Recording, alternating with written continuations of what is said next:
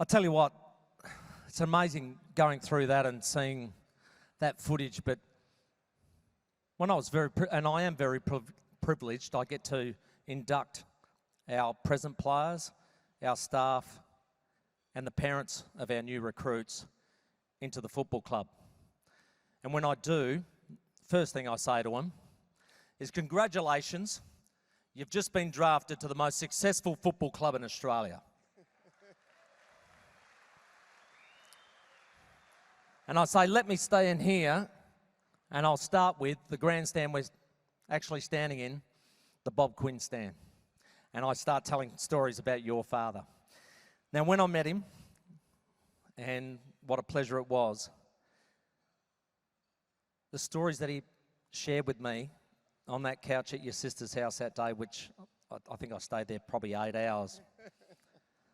It was quite amazing. The language that he used and the way he spoke, I was thinking, this is the way Russell Ebert spoke to me. This is the way Brian Cunningham spoke to me, Darryl Cale, John Cale. I was going, this Port Adelaide mentality has been around for a very long time, hasn't it, Greg? Yeah, it has. Dad was he was from a humble beginning, of course, down the Port.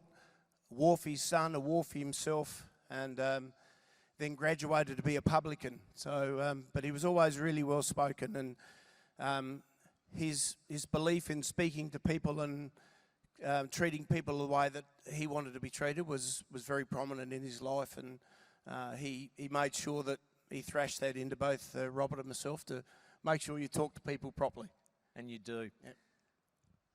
One of the stories I love telling is when he won his military medal in Tobruk, but the leg got very, very badly damaged by shrapnel. He gets on the boat and he gives the doctor a very stern talking to. Now, reflect on that story, and then 3 or 4 years later when he's actually playing in the state game. Well, the doctor, I'm pretty sure his name was Dr. Rowan, saw my dad's leg after he'd been wounded in a grenade fight in Tobruk, and his leg was nearly blown apart. It was a very high wound up in his thigh, and the doctor somehow found out who he was. The doctor was a bit of a sports nut, and found out sort of who he was, and Dad said, for God's sake, don't cut my leg off, Doc, you know, don't. And the doctor said, shut up, Quinn, I'll do the best I can. And the doctor, who was, you can imagine what it was like. It was just pandemonium in those days, and wounded people everywhere, and obviously boys dying. And anyway, this good doctor did his deed, and sewed Dad up and got him back, rehabilitated back to his platoon, 2nd 43rd. And of course the war went on, went to New Guinea, and he got banged up in New Guinea again, and came back home, and the war finished, and he was repatriated back to Australia and started playing footy again, started back at the Magpies again, and I suppose he'd seen a bit and been through a bit and done a few things in those days, and nothing was going to stop him, and he decided that he'd play footy again, and played with a massive bandage on his leg, and was good enough to represent South Australia when he first came back. He won a Magarey medal, as we know, when he came back, but he still represented South Australia, and they played a game in Victoria at the MCG. Thank you. And I'm sure there's people in the room, and Russell's in the room. I know Russell will understand when I say that Dad get agitated a little bit. He used to get a bit agitated, and you can imagine when he was playing football and things weren't going right, he was lacing the South Australian team after the game. They'd been beaten by Victoria, and he wasn't very happy. And in the rooms of the MCG, in those days there was a doorman, so you had to knock on the door, and the doorman would open the door, and the door would creak, and this gentleman standing outside said, "I'd like to see Quinn, Bob Quinn." And this doorman said, "Well, who are you, mate?" And he said, "Oh, I'm just an admirer." So anyway, he went and got Dad. Dad said, "You know, let him in." So this guy come in, and it was the doctor that that saved Dad's leg. He'd come to the MCG not to see the football game. He came to see if he'd done a good job on my dad's leg. And And he did. he didn't do a bad job, yeah.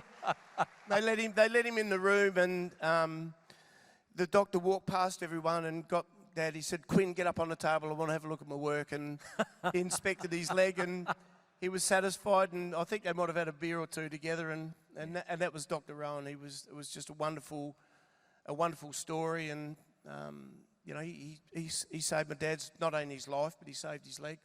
Yeah. Now, we haven't got a lot of time, and I'd love to tell 1,000 Bob Quinn stories, but he never, ever gave in, and that was the spirit that I got out of him. And I remember sitting there one night with him. It was a captain's dinner, and we were talking away, a fundraiser, and I got him back to the club a couple of times, which I was really proud of in that time. Yeah, I loved it, and I loved the relationship I had with him. But he never gave in right until the end. Now, you've told me a story which I so reckon depicts this man. At 90 years of age, I think you have to put him into an RSL home. Yeah, he's a little bit earlier than that, probably 80, 88, something like that, yeah. And first day, you have an incident. Well, we get Dad into the fantastic place that he was, and he was agitated as older men do. I'm sure there's people in the room that understand where I'm coming from. And I'm sure you and I will be the same. We'll be exactly the same.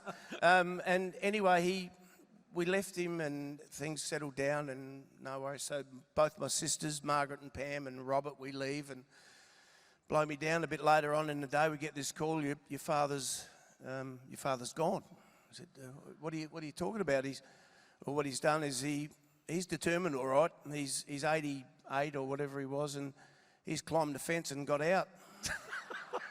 And a local policeman's found him up on Glen Osmond Road and rounded him up and brought him back. And he was quite determined. He was quite determined not to get out of there. And a few days later, sure enough, they had to put him in a secure. And I'm not making fun of my father at all, but this is just the way he was, and the Port Adelaide spirit, I suppose. And they put him in a room where he had to dial the numbers to get out. So he was sitting there watching the nurses coming and going, and he at one stage he rounded all the inmates up, and they're in a circle, and he's in the middle, still coaching Port Adelaide. He's got all the men and women, and they're in the circle, and he's in the middle, and he's telling them, "Follow me, I know how to get out of this place."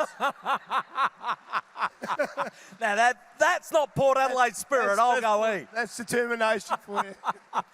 Mate, I will continue as long as I breathe to tell those stories to the legend of Bob Quinn, to every single person that walks in the building at Port Adelaide. It is a great story. He was a great man, and arguably one of our best ever footballers. Greg, thank you very much for coming on. My pleasure. Thank you. Happy birthday, Port Adelaide. Yeah.